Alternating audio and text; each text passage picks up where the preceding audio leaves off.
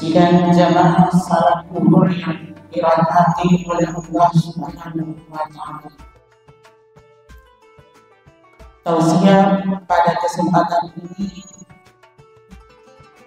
saya ingin menyampaikan puasa itu meneladani sifat-sifat Allah Subhanahu wa Ta'ala. Alhamdulillah, segala puji nikmat Allah yang diberikan bermacam-macam kenikmatan serta memberi keberkahan serta ilmu pengetahuan dan penjelasan.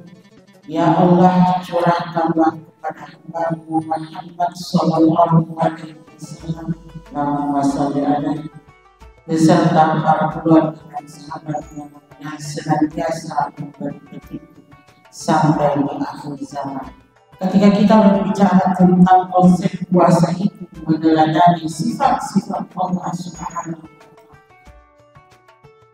maka konsep yang pertama kita harus mendefinisikan apa itu beragama. Para ahli dan agamawan memberikan definisi beragama sesungguhnya yaitu upaya meneladani sifat-sifat Allah Subhanahu wa Ta'ala. Manifestasi dari sifat-sifat Allah Subhanahu wa Ta'ala sebagai makhluk ciptaan Allah Subhanahu wa Ta'ala, maka kita bisa mewujudkan dengan bagaimana ayat-ayat kauniyah atau wahyunya, dan yang kedua bagaimana dengan ayat-ayat kauniyahnya atau tanda-tanda Allah sebagai wujud, sebagai wasilah, sebagai manusia untuk mewujudkan sifat-sifat Allah Subhanahu wa Ta'ala. Lalu apa hubungannya puasa dengan sifat-sifat itu? Kita dianjurkan pada puasa berarti menahan tidak makan, minum, dan berhubungan seks. Tetapi ada kebutuhan manusia namanya kebutuhan fa'ali, ada namanya kebutuhan mendesak. Setiap manusia yang diciptakan oleh Allah Subhanahu wa Ta'ala ini ada kebutuhan mendesak, kebutuhan yang bermacam-macam. Tetapi ada satu kebutuhan namanya kebutuhan fa'ali, kebutuhan mendesak, yaitu apa? Itu tadi makan, minum, dan berhubungan seks. Itu kebutuhan fa'ali manusia. Sedangkan Tuhan tidak memiliki sifat-sifat itu. Itulah salah satu yang kita teladani, bahwa di bulan suci Ramadan ini kita namanya berpuasa, salah satunya menahan itu.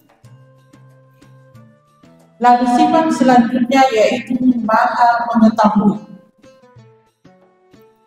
Tetapi ketika kita ingin maha mengetahui, maka perintah baginda Rasulullah takhallaqu bi akhlaqillah, berakhlaklah, teladanilah sifat-sifat Allah Subhanahu wa Ta'ala. Maha mengetahui, kira-kira hubungannya dalam puasa maha mengetahui, maka kita dianjurkan belajar lalu mencari tahu apa-apa yang harus kita lakukan di bulan suci Ramadan ini supaya kita mendapatkan pahala yang berlipat. Maka kita disuruh mencari tahu dalam hal ini belajar, yakni salah satunya membaca Al-Quran dan mengikuti tadarus Al-Quran. Itu salah satu belajar mengetahui supaya nilai pahala kita bulan Ramadan ini berlipat ganda. Lalu sifat selanjutnya yang bisa teladani adalah memaafkan, saling memaafkan.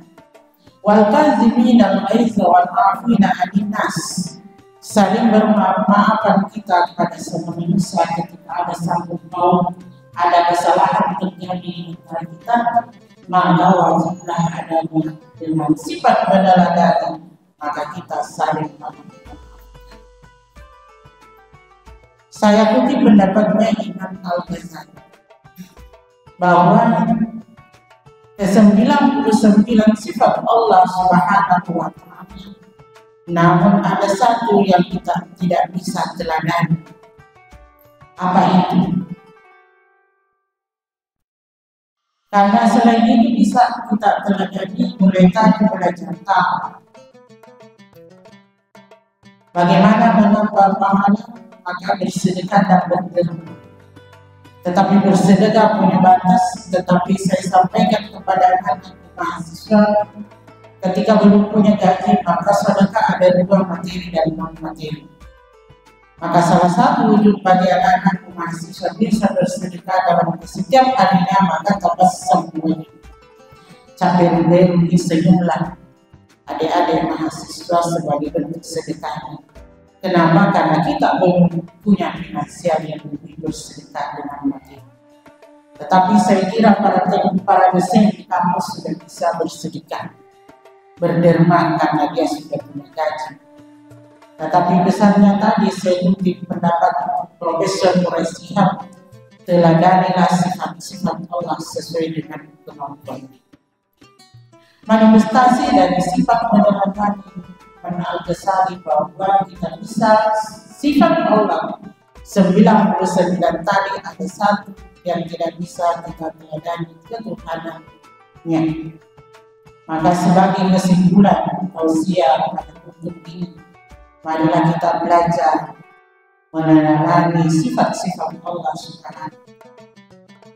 Karena kita belajar dengan puasa di bulan suci Ramadan ini memberikan pelajaran terbesar, salah satu manifestasi meneladani sifat-sifat Allah Subhanahu.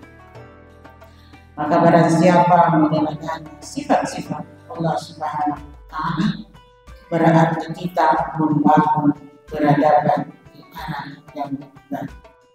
Sekali lagi kesimpulan tausiah saya, dengan belajar meneladani sifat-sifat Allah Subhanahu wa Ta'ala, maka kita belajar membangun peradaban yang baik.